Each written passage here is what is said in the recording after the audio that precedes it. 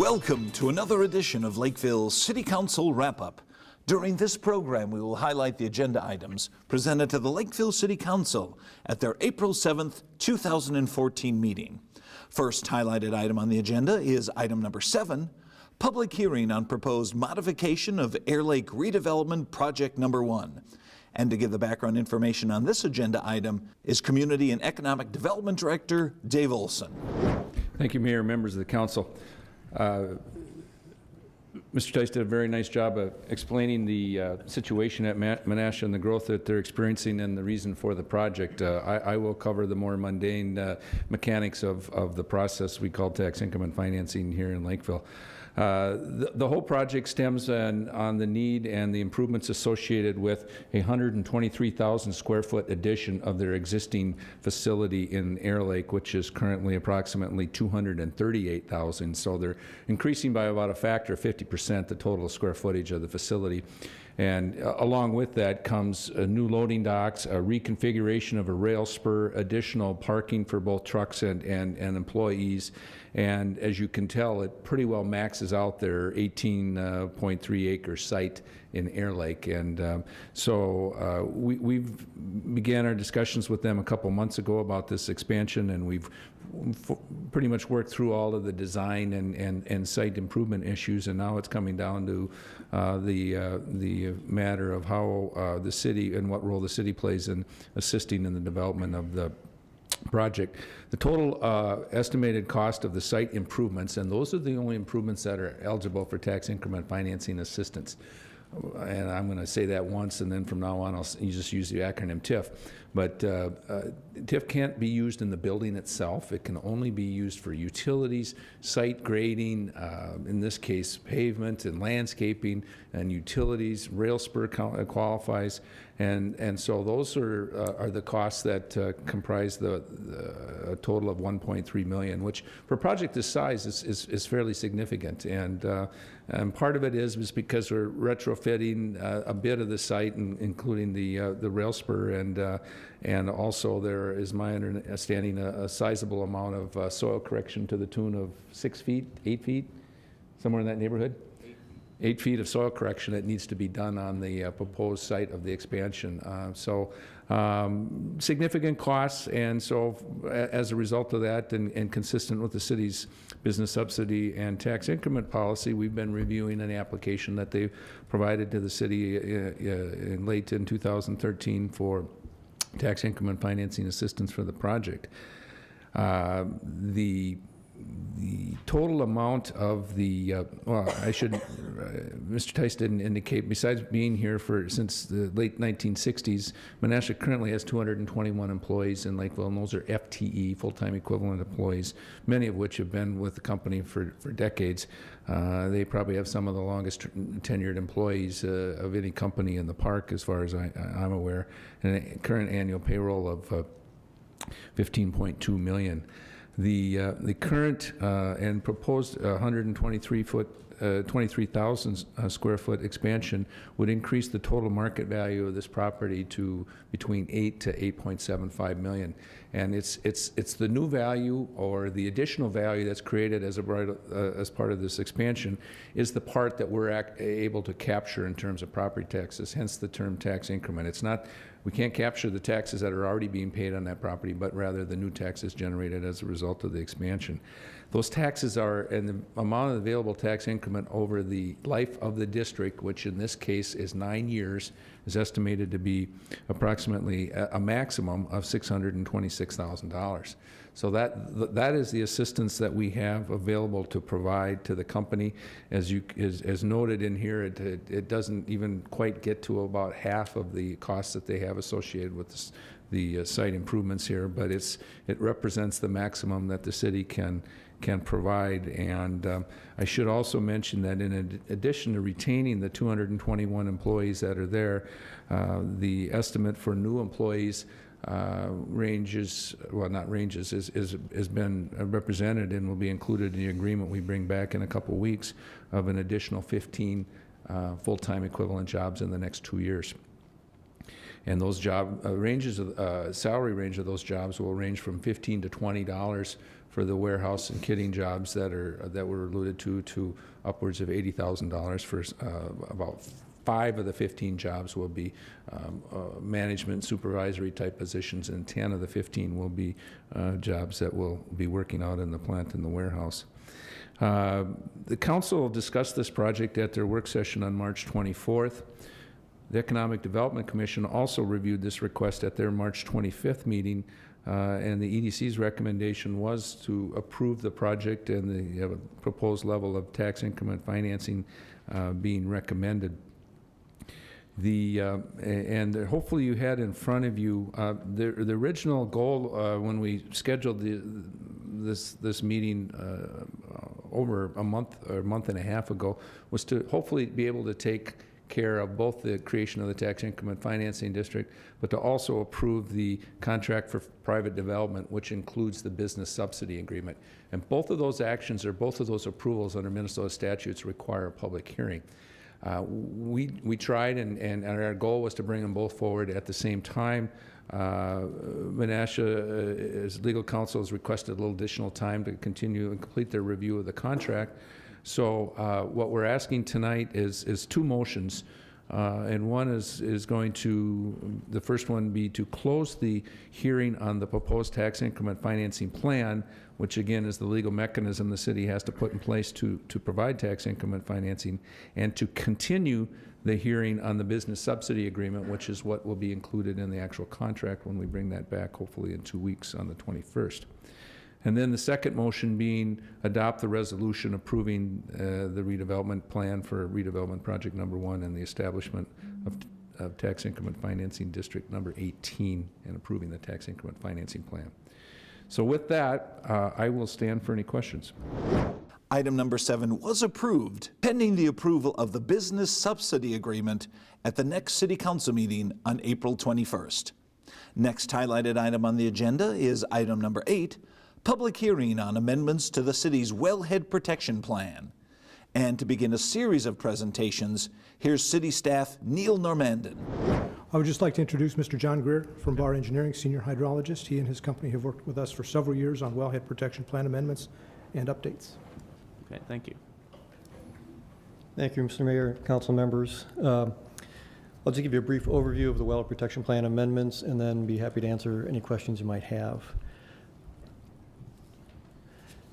First of all, the wellhead protection plans and the amendments are required under the Federal Safe Drinking Water Act and the Minnesota wellhead protection rules.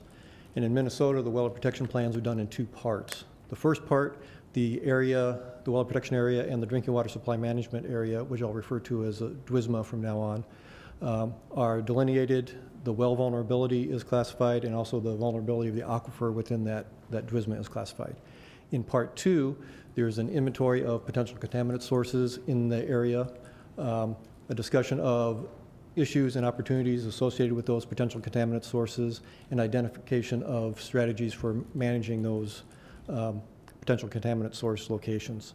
And in Minnesota, the rules require that wellhead protection plans be updated at least every 10 years. And the city's previous plan was approved by the Health Department in 2004. Now, since that plan was approved by the Health Department, 3 of the city's 17 wells were put into service, and they were included in this new amendment. The area that was delineated is based on a 10-year groundwater time of travel to the wells, and that is outlined here in yellow in this main DWSMA here, and then around well 3, there's a smaller area. And I should mention this area, the main area, is much larger than in the previous plan due to increases in projected pumping and also changes in requirements from the Health Department as to how the area has to be delineated.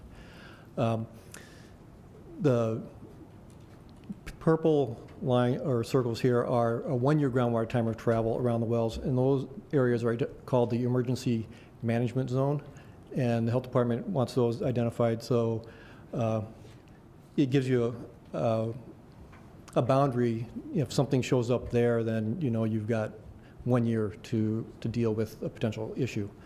And you can see from the map here the The black is the DWISMA, and property parcel boundaries were used to delineate that. And you can see the main area extends into Apple Valley and into Farmington a little bit.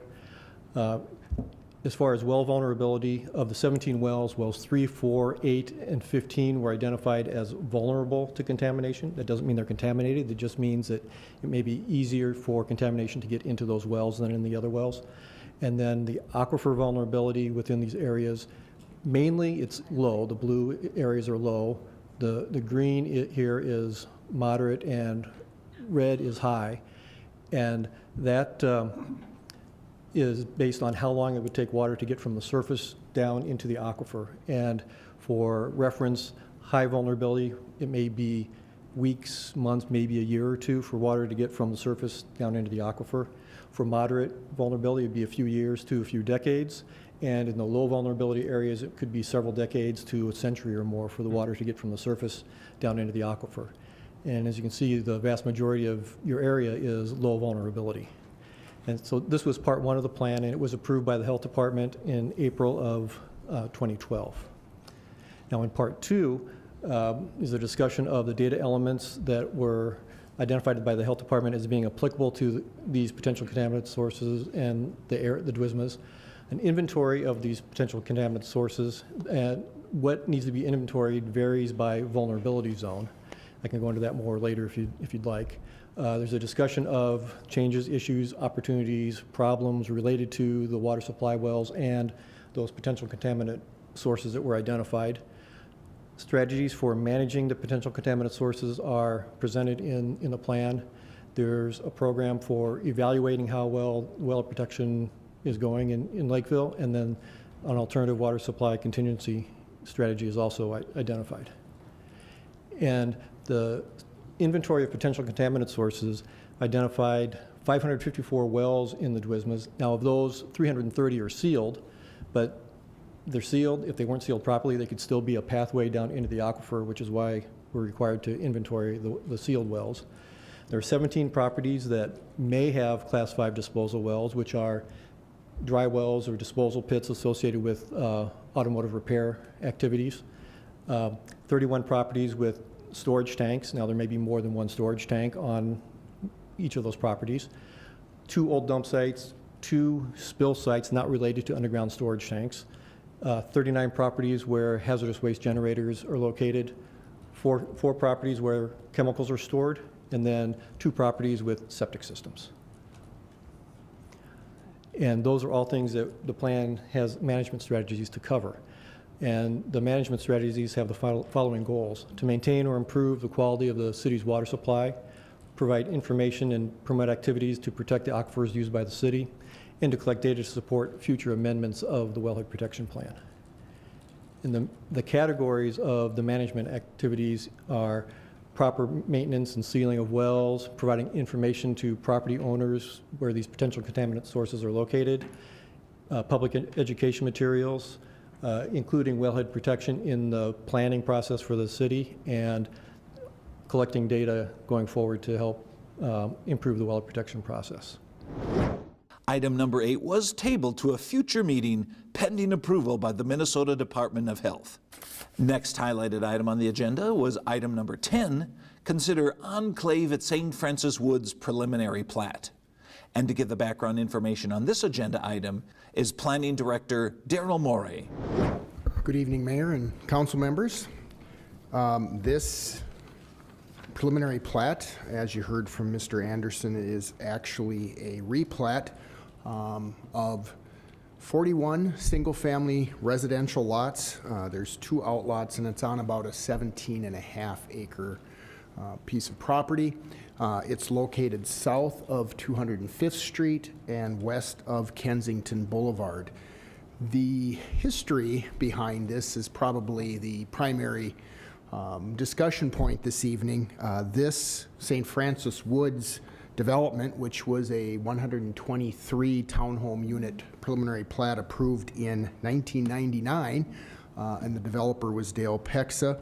The property was also rezoned at the time to planned unit development. The reason for that is at the time the city's townhome performance standards were not sufficient. The city wasn't seeing a lot of townhome developments at that time. The 1998 comp plan amendment and the subsequent 2000 zoning ordinance amendment adopted regulations pertaining to townhome developments, which have been tweaked over the years, but which we still have in place today. Unfortunately, this preliminary plat preceded that, and so you have the PUD zoning that would accommodate that development. Now, 2 phases of the project were approved and final platted in 1999 and 2002. And that was for approximately half of the proposed townhome units, 61 of those. The replat involves the 62 remaining unfinal platted townhome units, plus 7 of the existing townhome units that were final platted that sit a little bit at the periphery, those townhome units. You can see somewhat here in the northeast corner of this preliminary plat. The preliminary plat also proposes to include a portion of the common area lots from that, what is known as the St. Francis Wood 8th edition final plat, which is owned and controlled by a homeowners association and is practiced with HOAs. There was covenants and restrictions that were placed on the common area lots, and the developer is working with the HOA. More specifically, they are represented by an attorney, and they've reached at least consensus on the preliminary plat that move forward and include these HOA common area portions of those lots adjacent to the vacant townhome lots that are included in the replat.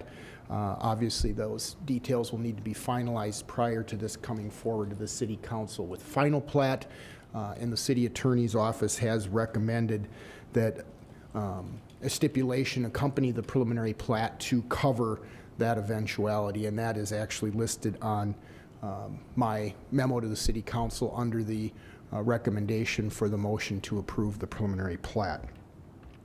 The preliminary plat was had a public hearing that was held at the Planning Commission meeting on March 20th. There was comment from one resident who provided some input on the current status of the St. Francis Woods townhome development. The Planning Commission unanimously recommended approval. In addition, the Parks, Recreation, and Natural Resources Committee has reviewed the preliminary plat. They also recommend approval. Staff is recommending approval of the preliminary plat subject to the stipulations which were listed in my March 13th planning report, plus the one stipulation that was added by the City Attorney's Office. And I can stand for questions. Item number 10 was approved by the Lakeville City Council. Next highlighted item on the agenda is item number 11, consider ordinance amending Title 11 of the Lakeville City Code. And once again, to provide the background information on this agenda item is Planning Director Daryl Morey. Just a little bit of a summary. This proposed amendment covers changes to the zoning ordinance for residential boarding. The amendment is a result of complaints that city staff has received regarding residential boarding that's occurring in single-family neighborhoods. It's basically the result of internet websites that have popped up that advertise for short-term rental of single-family homes, much like a bed and breakfast or a more commercial type of enterprise within single-family residential neighborhoods, creating a potential for compatibility concerns. The amendment will address those compatibility concerns with this short-term rental, which has the high potential for high turnover in the renting of these rooms. Now, currently, the zoning ordinance does allow homeowners to rent their home up to 2 unrelated persons. However, there's no specified time frame, so it could occur for a day, 2 days, a week.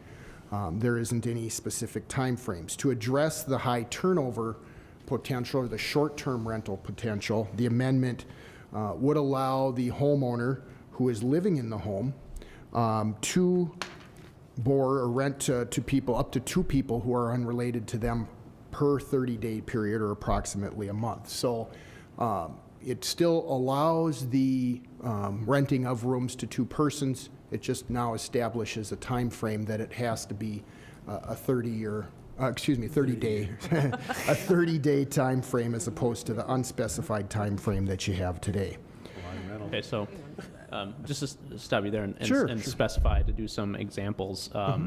So, for instance, you could rent to someone for one night and then another person for another night in like the first week of March, let's say, and then you can't do that again until April. Until the 30 days has passed, yes, correct. Okay, so it's not, well, that leads to another question. So it's not the calendar, right? It's not like just March. It'd be from the 30-day first period. point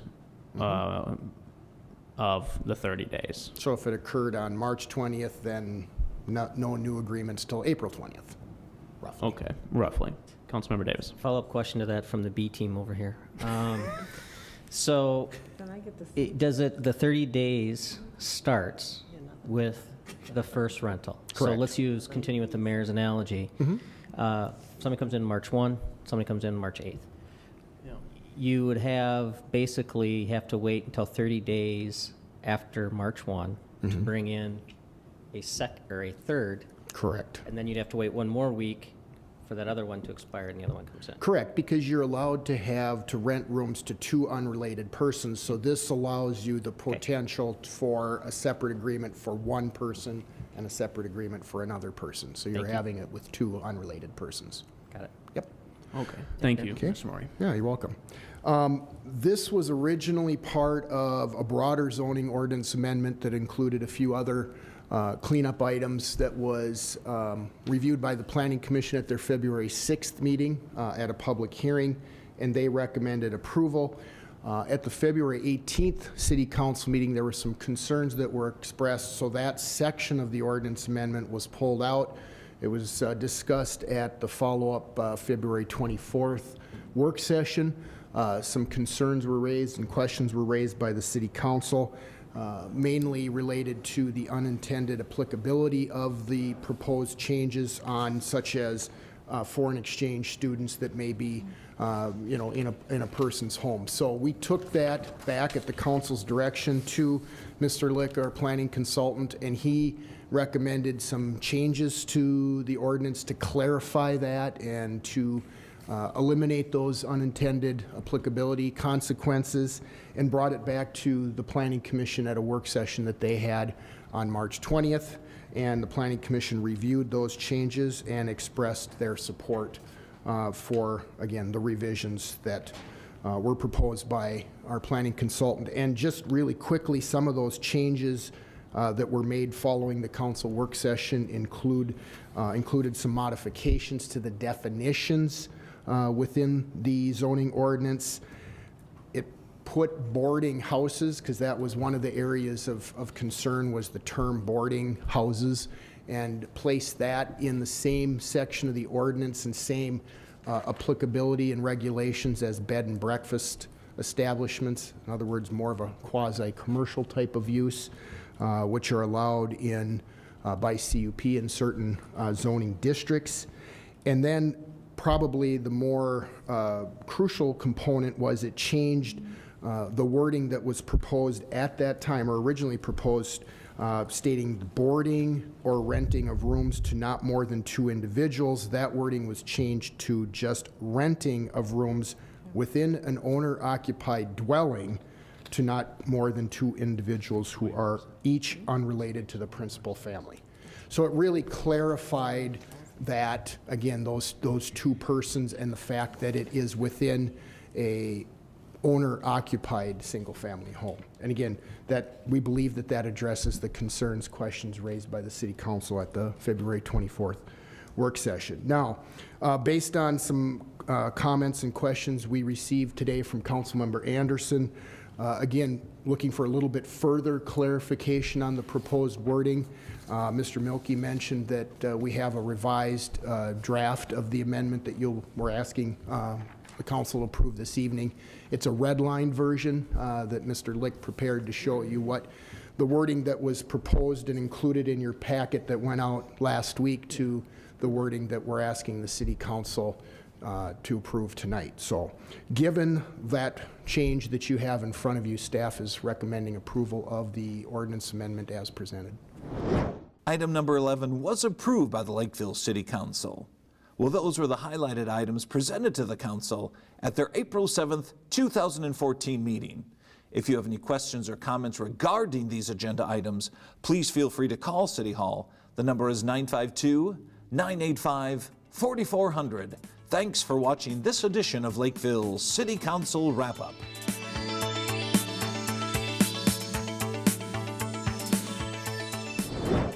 The Lakeville Rotary presents the 12th annual Taste of Lakeville at the Lakeville Area Arts Center on Thursday, May 15th from 5 to 9 p.m. Enjoy food samples from area restaurants, as well as wine and beer tasting galore, plus live entertainment and silent auctions. Tickets are $35 in advance or $45 at the door. Proceeds benefit local scholarships and community projects. Check out event details at tasteoflakeville.org.